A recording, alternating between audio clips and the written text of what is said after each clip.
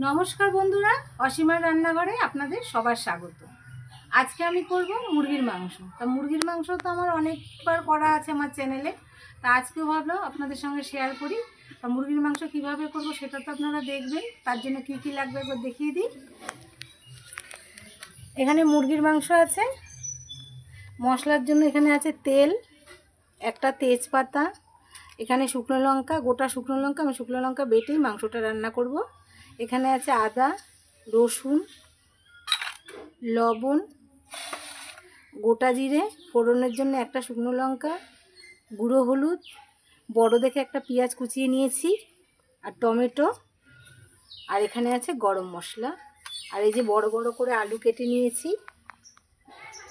আর capsicum আছে, এখানে capsicum দেবো মাংসয়, আর এখানে আছে টক দই।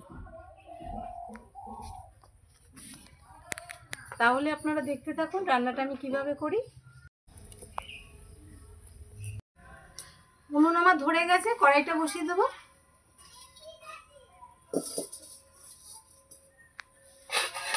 কড়াইটা আমি মুছে দেবো ভালো করে। কড়াই গরম হতে হতে মাংসে আমি লবণ আর হলুদ মেখে নেব, কারণ মাংসটা আমি ভেজে নেব, ভেজে মাংস রান্না করব। প্রথমে হলুদ,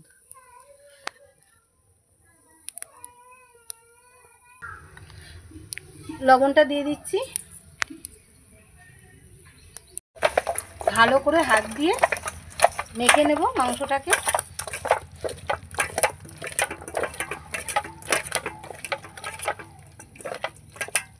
মাখা হয়ে গেছে।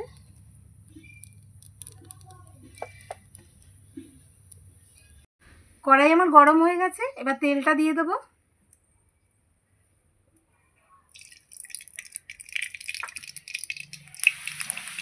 তেল আমার গরম হয়ে গেছে, এবার মাংসগুলো আমি প্রথমে ভেজে নেব।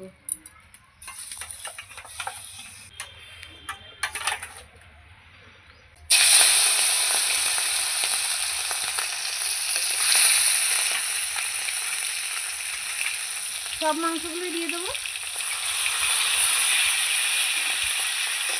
লাল লাল করে মাংসগুলো ভেজে নেব।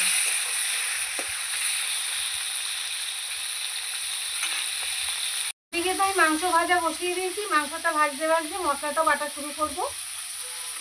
প্রথমে বেটে নেব গোটা জিরে,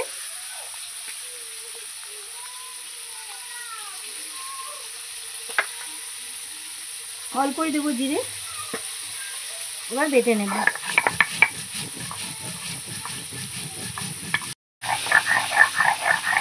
জিরে আমার বাটা হয়ে গেছে, এবার আদা রসুনটা বেটে নেবো এর সঙ্গে।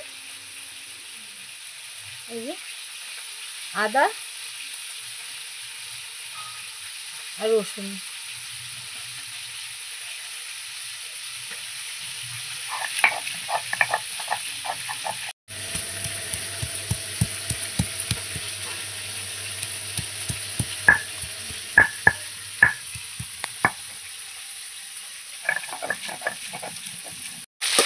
মাংসগুলো আমি ভালো করে ভেজে নিয়েছি লাল লাল করে।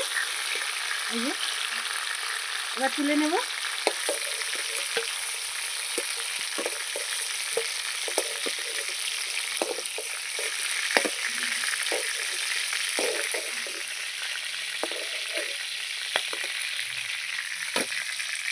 এবার এই তেলে আলুগুলো ভেজে নেব।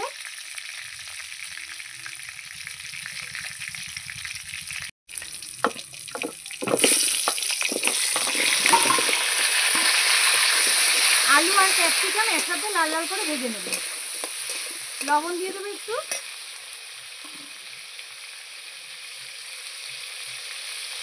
লবণ,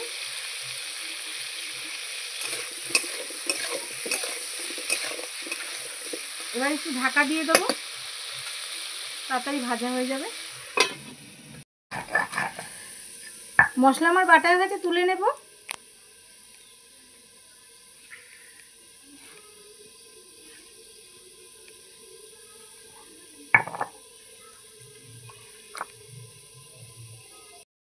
জিরে আদা রসুন বাটা হয়ে গেছে, এবার আমি শুকনো লঙ্কাটা বেটে নেব।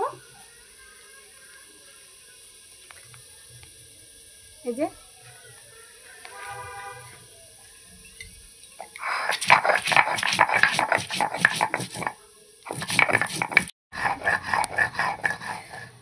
শুকনো লঙ্কা বাটা হয়ে গেছে, এবার তুলে নেব।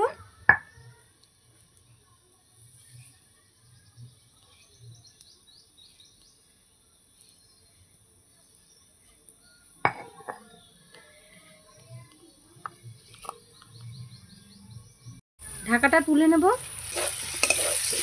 আলু আমার ভাজা হয়ে গেছে।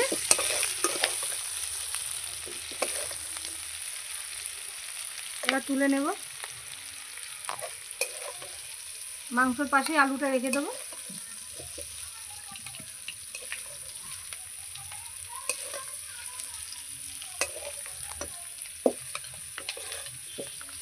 সব আলু আমার ভাজা হয়ে গেছে, তুলেও নিয়েছি। এবার কড়াইতে আমি আবার তেল দেবো। এবার মাংসটা আমি রান্না করে নেব। এবার আমি জিরে ফোড়ন দিয়ে দেবো। জিরে, একটা শুকনো লঙ্কা, একটা তেজপাতা, ফোড়নটা হতে দেব। ফোড়ন হয়ে গেছে, এবার পেঁয়াজটা দিয়ে দেবো।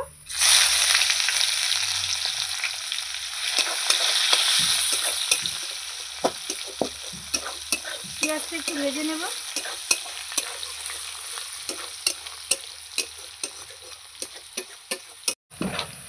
পেঁয়াজটা ভেজে নিয়েছি, এবার টমেটোটা দিয়ে দেবো।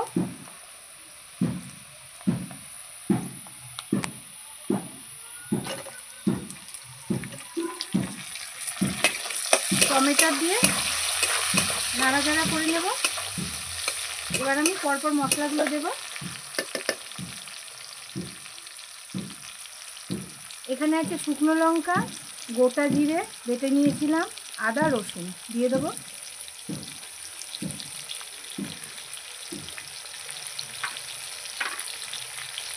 বাটিটা ধুয়ে জল দিয়ে দেবো, নাহলে মশলাটা পুড়ে যাবে। এবার হলুদ দিয়ে দেবো। হলুদ, লবণ দেব।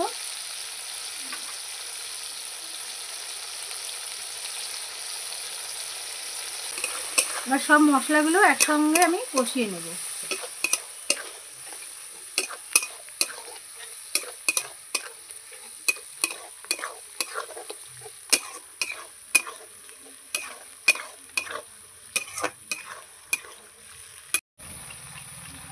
দইটা আমি একটু ফেটিয়ে নিয়েছি, এবার দিয়ে দেবো মশলার মধ্যে।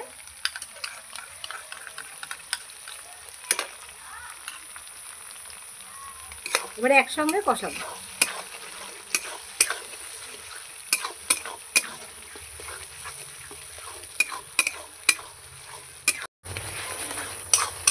এবার একটু চিনি দিয়ে দেবো।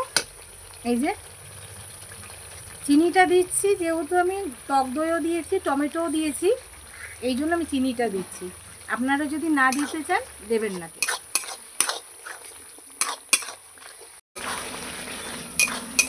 মশলা আমার কষানো হয়ে গেছে। এই যে এবার আমি এখানে নিয়েছি আলু আর মাংসটা যে ভেজে নিয়েছিলাম, সবগুলো আমি মশলার মধ্যে দিয়ে দেবো। এবার আমি সব কষাবো।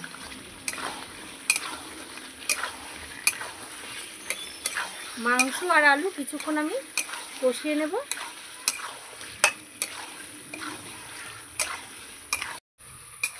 মাংসটা আমার কষানো হয়ে গেছে, এবার জল দিয়ে দেবো।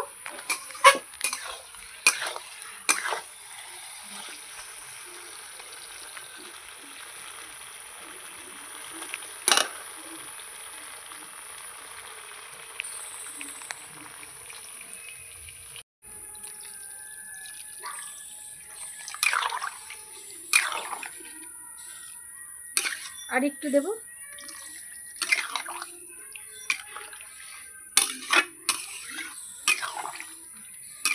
কি সুন্দর কালারটা এসছে এখনই।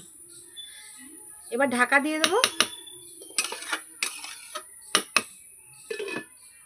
ঢাকাটা তুলে নেব, দেখবো আলু সিদ্ধ হয়েছে কিনা। হ্যাঁ, আলু সিদ্ধ হয়ে গেছে, মাংস আমার হয়ে গেছে। এবার আমি গরম মশলা দিয়ে দেবো। এই যে গরম মশলা নিয়ে নিয়েছি, দিয়ে দেবো।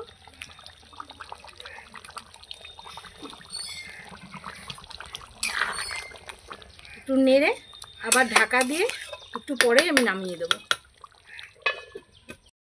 ঢাকাটা তুলে নেব।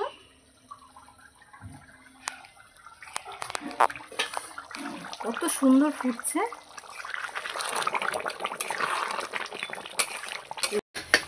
এবার নামিয়ে দেব।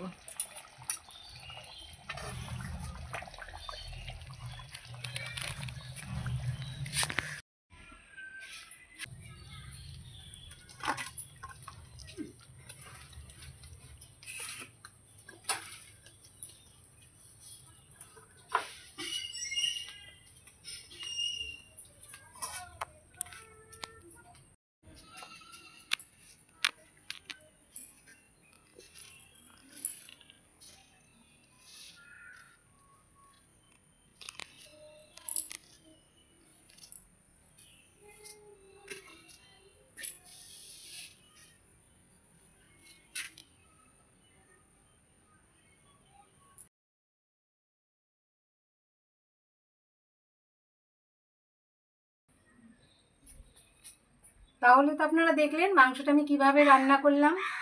মাংস কিন্তু সবার ঘরে কম বেশি হয়, প্রায় দিনই হয়। তো মাংস একটু অন্যরকম রান্না করলে কোনো কোনো সময় আমাদের খেতে বেশ ভালো লাগে। আর বাটা মশলা করলে তো কোনো কথাই হবে না। বাটা মশলায় রান্না করলে মাংস কিন্তু আপনারা রোজ খেতে পারেন, পেটের কোনো সমস্যা হবে না। আর আমার চ্যানেলটাকে যারা দেখছেন তারা অবশ্যই লাইক, শেয়ার, সাবস্ক্রাইব করে দেবেন। আমার সঙ্গে এতক্ষণ থাকার জন্য অনেক অনেক ধন্যবাদ। নমস্কার, জয় মাতা দি।